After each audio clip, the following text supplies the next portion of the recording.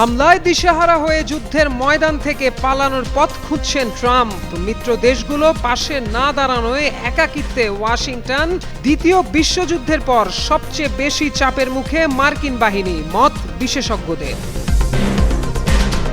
ইরানের হামলার ভয়ে ইসরায়েল জুড়ে আতঙ্ক। সাইরেন সিস্টেমে গোলযোগের অভিযোগ বাসিন্দাদের। ধারাবাহিক হামলায় অকার্যকর হয়ে পড়ছে রাডার সিস্টেম।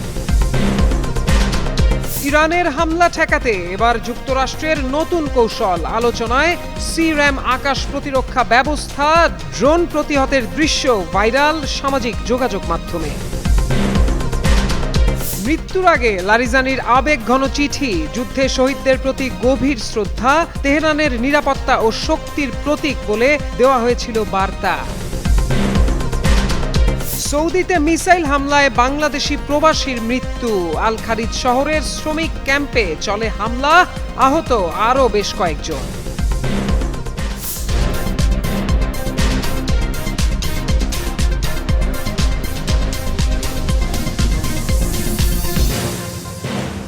যুক্তরাষ্ট্র যেভাবে দাদাগিরি দেখাতে চেয়েছিল ইরানের বিরুদ্ধে, ঠিক ততটাই পাল্টা জবাব দিচ্ছে তেহরান। ইরানের জাতীয় নিরাপত্তা কর্মকর্তা লারিজানিকে হত্যার পর ইরান কঠোর প্রতিশোধ নেয়ার প্রতিজ্ঞা করেছে। একের পর এক অত্যাধুনিক সব মিসাইল ছুটছে, যা ঠেকাতে দিশেহারা অবস্থা যুক্তরাষ্ট্রের। বিশেষজ্ঞরা বলছেন, দ্বিতীয় বিশ্বযুদ্ধের পর অন্য কোনো যুদ্ধক্ষেত্রে এতটা চাপে পড়েনি মার্কিন বাহিনী। মধ্যপ্রাচ্যে যেভাবে মার্কিন ঘাঁটিগুলো নিশানা বানিয়েছে খামেনির দেশ, তাতে এই যুদ্ধ ছেড়ে অনেকটা পালানোর পথ খুঁজছে ট্রাম্প। বিশেষ করে যুক্তরাষ্ট্রের মিত্র দেশগুলো পাশে না দাঁড়ানোয় একা হয়ে পড়েছে আমেরিকা। ইউরোপের দেশগুলো আর যুদ্ধে সাড়া দিচ্ছে না ট্রাম্পকে, এমনকি ন্যাটো আমেরিকার কোনো কথাই শুনছে না। এমন অবস্থায় মার্কিন প্রেসিডেন্ট ডোনাল্ড ট্রাম্প মন্তব্য করেছেন, ইরানের উপর এখনই হামলা বন্ধ করছে না যুক্তরাষ্ট্র, তবে আমরা খুব শীঘ্রই সেখান থেকে সরে যাব। মঙ্গলবার এই মন্তব্য করেছেন ট্রাম্প। একই সঙ্গে তিনি ন্যাটোর ভূমিকা নিয়েও সমালোচনা করেছেন। ট্রাম্প বলেন, হরমুজ প্রণালী উন্মুক্ত করতে আমেরিকাকে সাহায্য না করা ন্যাটোর বড় ভুল। ট্রাম্পের দাবি, ওয়াশিংটনের কারো সাহায্যের প্রয়োজন নেই। ইসরায়েলে ক্ষেপণাস্ত্র হামলা চালিয়েছে ইরান। এতে অন্তত 7 জন হতাহত হওয়ার খবর নিশ্চিত করেছে বিভিন্ন সংবাদ মাধ্যম। এছাড়াও বিভিন্ন স্থাপনার ব্যাপক ক্ষয়ক্ষতি হয়েছে। মঙ্গলবার দিবাগত মধ্যরাতে ইসরায়েলের মধ্যাঞ্চলে এ হামলা চালায় ইরান। এই ঘটনায় তেল আবিব আক্রান্ত হয়েছে। এছাড়া জেরুজালেম, রামাত গান এবং বেনি ব্রাক সহ ইসরায়েলের বিভিন্ন স্থানে ক্ষয়ক্ষতির খবর পাওয়া গেছে। বেশ কিছু ভিডিওতে দেখা গেছে আকাশে একটি গুচ্ছ বোমা বিস্ফোরিত হচ্ছে এবং বিশাল এলাকা জুড়ে আগুনের খণ্ডগুলো ছড়িয়ে পড়ছে। এ নিয়ে ইসরায়েল জুড়ে ব্যাপক আতঙ্ক দেখা দেয়। প্রাথমিক খবর অনুযায়ী এই হামলায় অন্তত 2 জন নিহত হয়েছেন। এরা 70 বছর বয়সের কাছাকাছি এক নারী ও পুরুষ। ধারণা করা হচ্ছে হামলার সময় তারা নিরাপদ আশ্রয় ছিলেন না। এছাড়া শ্যারন এলাকায় আরও অন্তত 5 জন আহত হয়েছেন বলে জানা গেছে। এদিকে ইরানের ছোড়া একের পর এক ক্ষেপণাস্ত্রের আঘাতে ইসরায়েলের মধ্যাঞ্চলীয় গুশ দান এলাকায় শক্তিশালী বিস্ফোরণের শব্দ শোনা গেছে। ইসরায়েলি সেনাবাহিনী দেশ জুড়ে ক্ষেপণাস্ত্র হামলার সতর্কতা জারির পর এই বিস্ফোরণের খবর জানায় সংবাদ মাধ্যম চ্যানেল 12। প্রতিবেদনে বলা হয়েছে, ইরানের ছোড়া অন্তত একটি ক্ষেপণাস্ত্র প্রতিহত করা হয়েছে, তবে লক্ষ্যবস্তুতে আঘাত হানার আগে একটি ক্ষেপণাস্ত্রের খণ্ড বিখণ্ড অংশ বিস্ফোরিত হয়ে নিচে পড়েছে। সৌদি আরবের মিসাইল হামলায় গুরুতর আহত হওয়ার পর চিকিৎসাধীন অবস্থায় মারা গিয়েছেন ময়মনসিংহের গফরগাঁও উপজেলার এক প্রবাসী যুবক। তার মৃত্যুতে এলাকায় শোকের ছায়া নেমে এসেছে। নিহত প্রবাসী আব্দুল্লাহ আল মামুন রসুলপুর ইউনিয়নের ভরভরা গ্রামের বাসিন্দা, শহীদ সওদাগরের ছেলে। বুধবার সকালে তার বাবা মৃত্যুর বিষয়টি নিশ্চিত করেন। পারিবারিক সূত্রে জানা গেছে, গত 8 মার্চ ইফতারের পূর্ব মুহূর্তে সৌদি আরবের আল খারিজ শহরে একটি শ্রমিক ক্যাম্পে মিসাইল বিস্ফোরণের ঘটনা ঘটে। ওই সময় গুরুতর আহত হন মামুন। তিনি আল তোয়াইক বলদিয়া কোম্পানির অধীনে কাজ করতেন। বিস্ফোরণে তার শরীরের প্রায় 72% পুড়ে যায়। একই ঘটনায় আরও কয়েকজন বাংলাদেশি হতাহত হন। আহত অবস্থায় মামুনকে দ্রুত স্থানীয় ডাক্তার সোলাইমান আল হাবিব হাসপাতালে ভর্তি করা হয়। সেখানে লাইফ সাপোর্টে থাকার পর মঙ্গলবার স্থানীয় সময় রাত 11:30টার দিকে চিকিৎসকরা তাকে মৃত ঘোষণা করেন। নিহতের স্বজনদের ভাষ্য অনুযায়ী মামুন এক সন্তানের জনক ছিলেন। তার অকাল মৃত্যুতে পরিবারে নেমে এসেছে গভীর শোক। সরকারের কাছে দ্রুত তার লাশ দেশে ফিরিয়ে আনার দাবি জানিয়েছেন স্বজনরা। ইরান মার্কিন ইসরায়েল যুদ্ধে এরই মধ্যে ইরান তার প্রভাব দেখিয়েছে। ওয়াশিংটন তেল আবিবে হামলা তো হয়েছেই, পাশাপাশি 6টি উপসাগরীয় দেশের বন্দর, বিমানবন্দর, তেল স্থাপনা এবং বাণিজ্যিক কেন্দ্রগুলোতে ক্ষেপণাস্ত্র ও ড্রোন আক্রমণ করেছে তেহরান। এছাড়াও হরমুজ প্রণালী দিয়ে জাহাজ চলাচলেও বিধিনিষেধ দিয়েছে দেশটি। এমন পরিস্থিতিতে প্রথমে একমত না হলেও এখন উপসাগরীয় আরব রাষ্ট্রগুলোর অনেকেই যুক্তরাষ্ট্রকে অনুরোধ করছে যেন তারা যুদ্ধ থেকে সরে না আসে এবং তেহরান যেন উপসাগরের তেলের উৎস ও নির্ভরশীল অর্থনীতির জন্য হুমকি হয়ে না দাঁড়ায়। এক প্রতিবেদনে আন্তর্জাতিক বার্তা সংস্থা রয়টার্স এমন তথ্য দিয়েছে।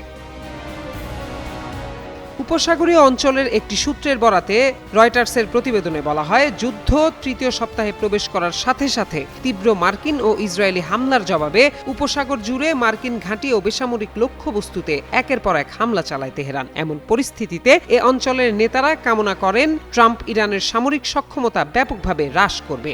সূত্র জানায়, ইরানকে সামরিকভাবে দুর্বল না করা হলে তারা উপসাগরীয় জ্বালানির উৎস ও অঞ্চলকে জিম্মি করে রাখার মতো সিদ্ধান্তে যেতে পারে, যা তাদের জন্য বিপজ্জনক পরিস্থিতির সৃষ্টি করতে পারে।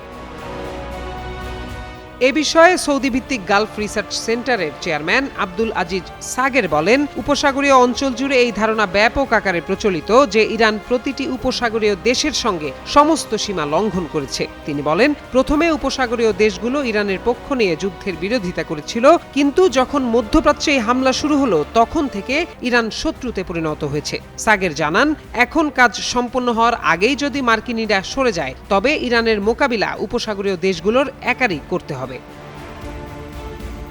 এক্ষেত্রে উপসাগরীয় দেশগুলোর মধ্যে কেবল সংযুক্ত আরব আমিরাত প্রতিক্রিয়া জানিয়েছে। দেশটি বলেছে তারা সংঘাত বা উত্তেজনা বাড়াতে চায় না, তবে নিজেদের সার্বভৌমত্ব, নিরাপত্তা ও অখণ্ডতা রক্ষা করতে সমস্ত প্রয়োজনীয় ব্যবস্থা নিশ্চিত করা হবে। মার্কিন প্রতিরক্ষা সচিব পিট হেগসেথ গত সপ্তাহে গণমাধ্যমকে জানান, যুক্তরাষ্ট্রের উপসাগরীয় অংশীদাররা আরও বেশি সক্রিয় হচ্ছে এবং আক্রমণাত্মক হতে ইচ্ছুক। এদিকে লন্ডন স্কুল অফ ইকোনমিক্সের অধ্যাপক ফাওয়াজ গেরগেসের মতে, আরব উপসাগরীয় দেশগুলো বর্তমানে একটি কৌশলগত উভয় সংকটের মুখে পড়েছে। একদিকে আছে ইরানের হামলার তাৎক্ষণিক হুমকি এবং অন্যদিকে রয়েছে যুক্তরাষ্ট্র ও ইসরায়েলের নেতৃত্বে যুদ্ধে জড়িয়ে পড়ার ঝুঁকি।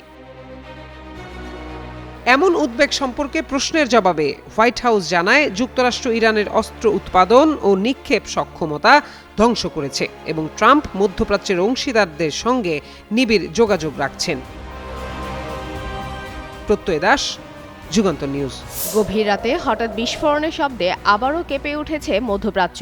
চলমান উত্তেজনার মধ্যে এক লক্ষ্যভেদী হামলার ঘটনায় নতুন করে আলোচনায় এসেছে ইরান ইসরায়েল দ্বন্দ্ব, যা পরিস্থিতিকে আরও অনিশ্চিত করে তুলেছে। ইরানের সর্বোচ্চ জাতীয় নিরাপত্তা পরিষদ নিশ্চিত করেছে দেশটির প্রধান নিরাপত্তা কর্মকর্তা আলী লারিজানি ইসরায়েলি হামলায় নিহত হয়েছেন। বুধবার ভোররাতে ইরানের আধা সরকারি বার্তা সংস্থা মেহের নিউজের বরাদে এই তথ্য প্রকাশ করা হয়। এর আগে ইসরায়েলি প্রতিরক্ষা বাহিনী IDF দাবি করেছিল তারা একটি নির্দিষ্ট লক্ষ্যবস্তুতে হামলা চালিয়ে লারিজানিকে হত্যা করেছে। ইরানের পক্ষ থেকে দেওয়া বিবৃতিতে উল্লেখ করা হয়, ইরান ও ইসলামী বিপ্লবের উন্নতির জন্য আজীবন সংগ্রামের পর তিনি অবশেষে তার দীর্ঘদিনের লালিত স্বপ্ন পালন করেছেন, সত্যের ডাকে সাড়া দিয়েছেন এবং অত্যন্ত গৌরবের সাথে দায়িত্ব পালনরত অবস্থায় শাহাদাতের বরকতময় মর্যাদা লাভ করেছেন।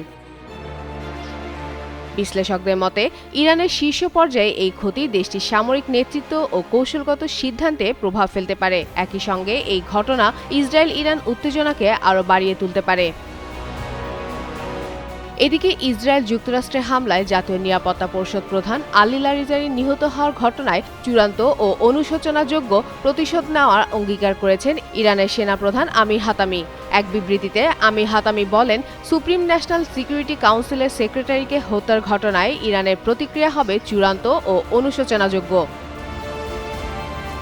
পাশাপাশি ইরানের শক্তিশালী সামরিক বাহিনী রেভলিউশন গার্ডস বুধবার এক বিবৃতিতে বলেছে, শহীদ আলী লারিজানি ও তার সঙ্গীদের হত্যার রক্তের প্রতিশোধ নিতে মধ্য ইসরায়েলে ক্ষেপণাস্ত্র হামলা চালিয়েছে তারা।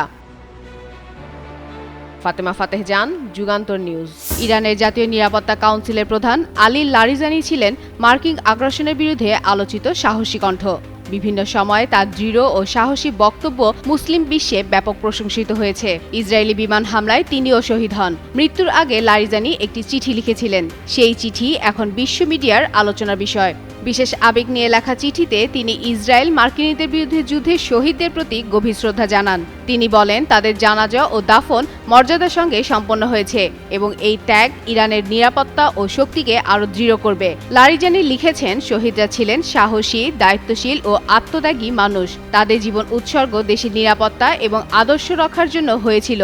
আল্লাহর কাছে তিনি তাদের জন্য উচ্চ মর্যাদা ও উত্তম প্রতিদান কামনা করেছেন। চিঠিতে তিনি শহীদদের পরিবার ও স্বজনদের প্রতি সমবেদনাও জানান। তিনি লেখেন, এই ক্ষতি কখনো পূরণ হওয়ার নয়, কিন্তু তাদের আত্মত্যাগ বৃথা যাবে না এবং ভবিষ্যৎ প্রজন্মও তাদের পথ অনুসরণ করবে। বিশ্লেষকরা বলছেন, এই চিঠি কেবল ব্যক্তিগত স্মরণিকা নয়, বরং সাম্প্রতিক হামলার প্রেক্ষাপটে তার নতুন করে রাজনৈতিক উত্তেজনা সৃষ্টি করছে। দেশের প্রতি দায়বদ্ধতা, সাহস এবং আত্মত্যাগের বার্তা এখন আন্তর্জাতিক পর্যায়ে আলোচনার কেন্দ্রবিন্দুতে পরিণত হয়েছে।